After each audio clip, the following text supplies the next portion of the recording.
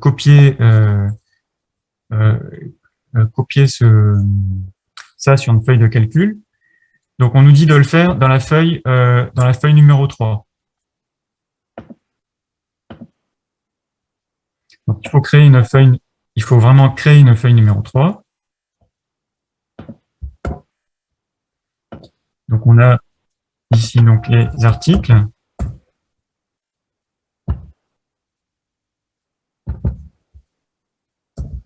Alors, article. Je vous laisse en même temps aussi, parce que sinon, vous ne pourrez pas l'exécuter. Hein.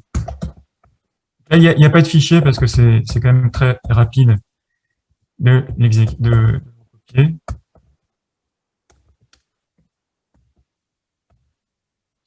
On va essayer de respecter les cellules.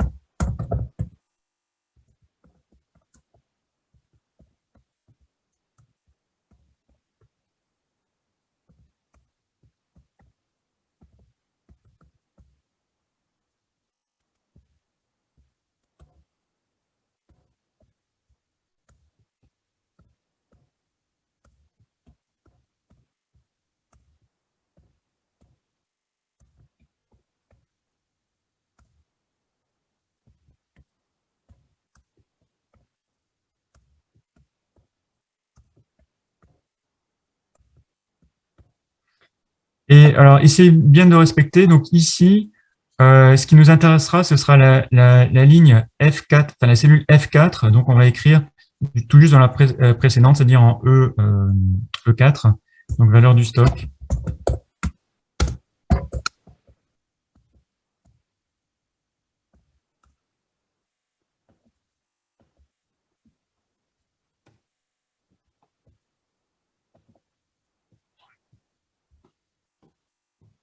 Alors, en fait, on va voir deux méthodes. Une méthode qui n'est pas conseillée et une méthode qui sera beaucoup plus fiable. Mais dans cet exercice, on ne verra pas la différence. C'est-à-dire qu'on avait dit en cours que travailler directement sur les objets, c'est-à-dire feuille 1.sales, machin, etc., lorsqu'on a des boucles ou des opérations plus complexes, ça peut prendre plus de temps. Et en plus, on risque de réécrire, etc., par-dessus. Donc, l'idéal, c'est plutôt toujours travailler dans un tableau. Donc, on va voir les deux méthodes. Donc, on va dire ici, alors je vais la mettre par exemple dans un module numéro 2. Donc, solution,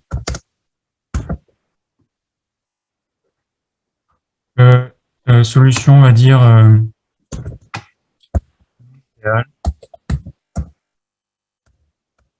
donc, sub exercice 3. Donc, V1, version 1.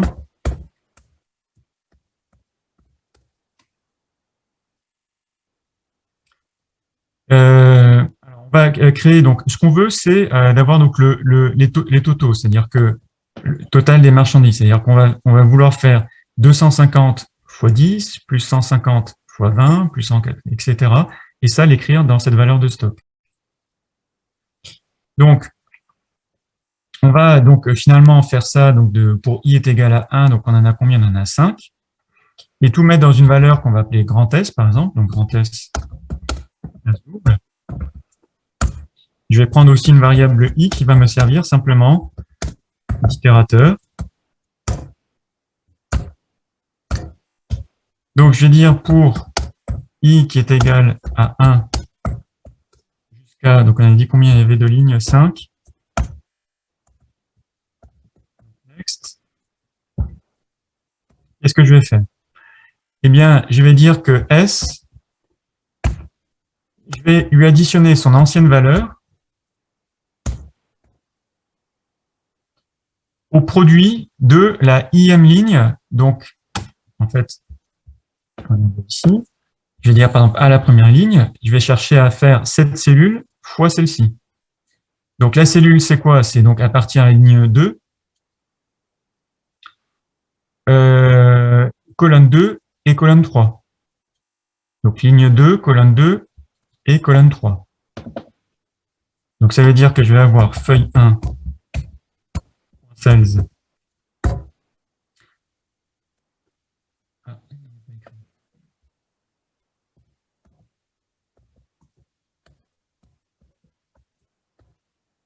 on a dit à partir donc de la ligne 2. Sauf que moi, là, ici, je boucle à partir de i est égal à 1. Donc, du coup, tout simplement, je vais faire i plus 1 pour commencer à 2 ici. Et on a dit colonne 2. Et après, ça, je vais multiplier par la même chose ici. Sauf qu'on va prendre la colonne 3.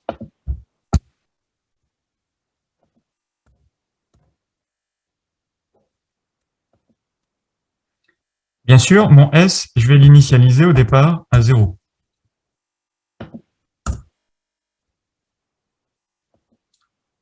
Alors, ce qu'il faut que vous compreniez, c'est que soit je le fais comme ça, soit ce que je pourrais aussi, c'est aller, par exemple, à la place, faire i est égal à... Alors, je vais, par exemple, ici, le mettre en commentaire. On aurait aussi pu faire, ou bien...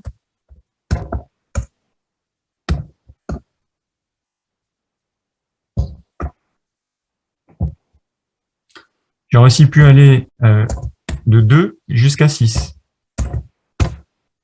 D'accord? Et dans ce cas-là, je ne fais pas le plus 1. Vous allez voir que dans le deuxième... pourquoi je ne le mets pas comme méthode privilégiée? Puisque dans le deuxième, par contre, ça ne nous arrangera pas de faire ça. Dans la deuxième méthode que je préfère que vous appreniez. Donc là, tout simplement, donc ici, eh bien, on commence bien à la ligne 2 et on va jusqu'à la ligne 6. Donc maintenant que j'ai ce S, je vais pouvoir l'afficher. L'afficher, donc, alors c'est toujours dans ma feuille numéro 1.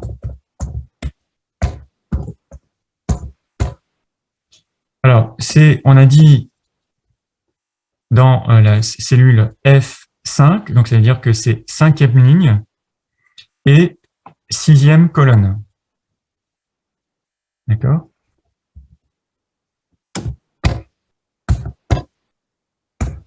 Je vais lui attribuer la valeur de S.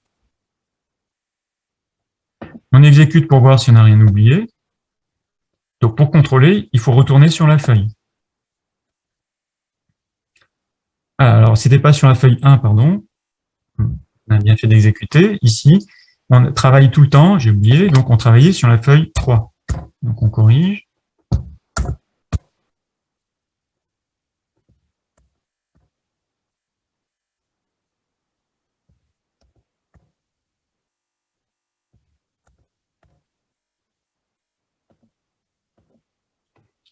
On réexécute.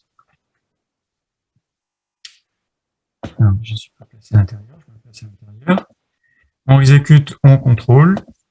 Et donc là, la somme a bien été indiquée.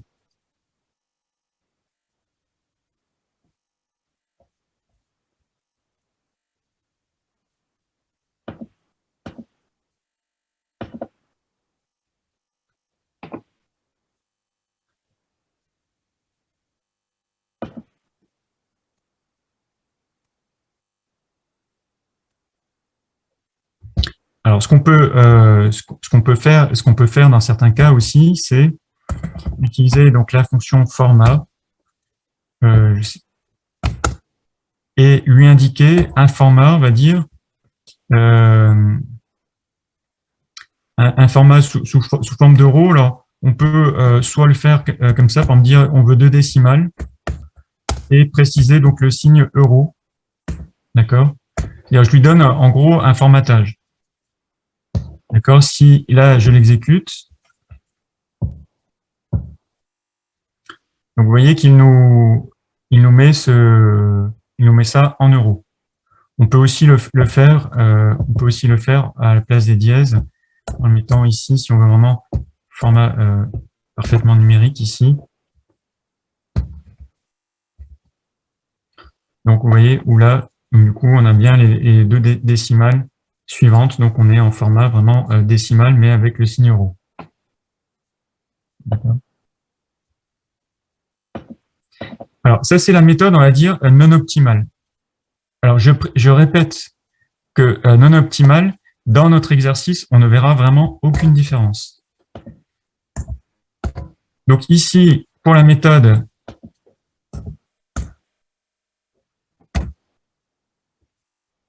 dire une meilleure solution, c'est de passer par un tableau. C'est-à-dire que je vais déclarer un tableau. Donc là, par exemple, vous voyez que ici, il ne faut pas se poser de questions ici. Déclarer le tableau de 5 éléments au plus qui sont des réels. Eh bien, ce que je vais faire, c'est que je vais mémoriser mes informations. Alors, sauf que ici, si je regarde mon tableau, en fait, eh bien, il faudra un tableau pour les prix unitaires, mais aussi un tableau pour mes quantités. Donc là, ce qu'on va faire, c'est que ça va être une occasion de voir les tableaux à 2 dimensions. C'est-à-dire que je vais me créer une deuxième dimension qui va aussi de 1 à 5. Et donc, ce que je vais faire, c'est que je vais, dans un premier temps, mémoriser ces informations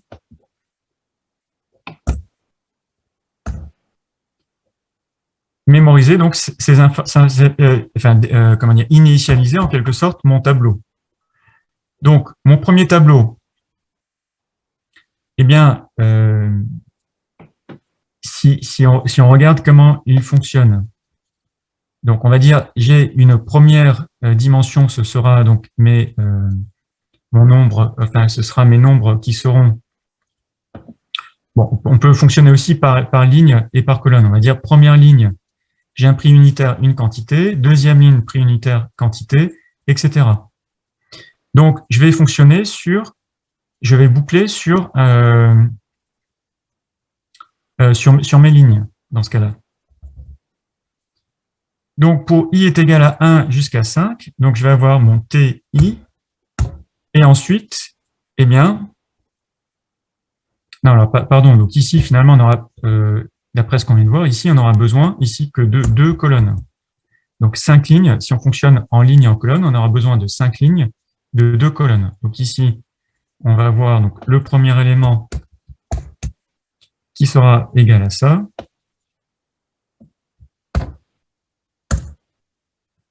Et le deuxième élément,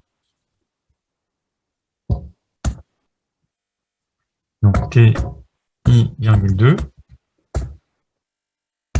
qui sera égal à ça. D'accord? Donc là, vous voyez que du coup, ce que je vous disais tout à l'heure, c'est que là, on ne va pas pouvoir boucler de 2 jusqu'à 6. Parce que notre tableau, on l'a déclaré de 1 jusqu'à 5. Donc, on ne peut pas aller à 6. Donc, cette méthode-là, du coup, elle n'est pas intéressante.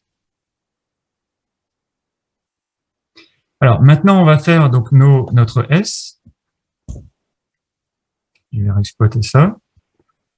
On va aller donc pour 1 est égal à 1, donc jusqu'à 5. Et on va opérer finalement sur notre tableau. C'est-à-dire T de I1 qu'on va multiplier par T de I,2. Donc, vous allez me dire, là, il y a une étape en plus par rapport à tout à l'heure. D'accord? C'est on passe par cette case tableau. Mais comme je vous disais, là, on réalise une opération qui est simple, mais si on a des choses plus compliquées sur des tableaux beaucoup plus grands, etc., ça peut être problématique lorsqu'on travaille comme ça directement sur les objets. Problématique en termes de durée notamment. Bon, c'est pas non plus catastrophique, mais ouais. On essaie de conserver ces bonnes habitudes. Donc, on regarde si on n'a pas oublié quelque chose. Ah oui, donc là, ici, alors bien sûr, là, c'était la V2, et donc version 2. Et on a ici, bien sûr, la même valeur qui est affichée.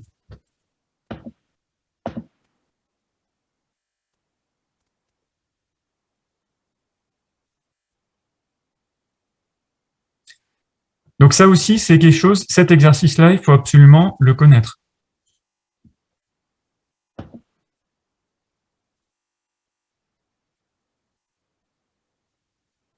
Vous essayez de l'exécuter, de voir si tout fonctionne. Et je vous propose d'embrayer sur la feuille de TD suivante. On va essayer de faire l'exercice 1.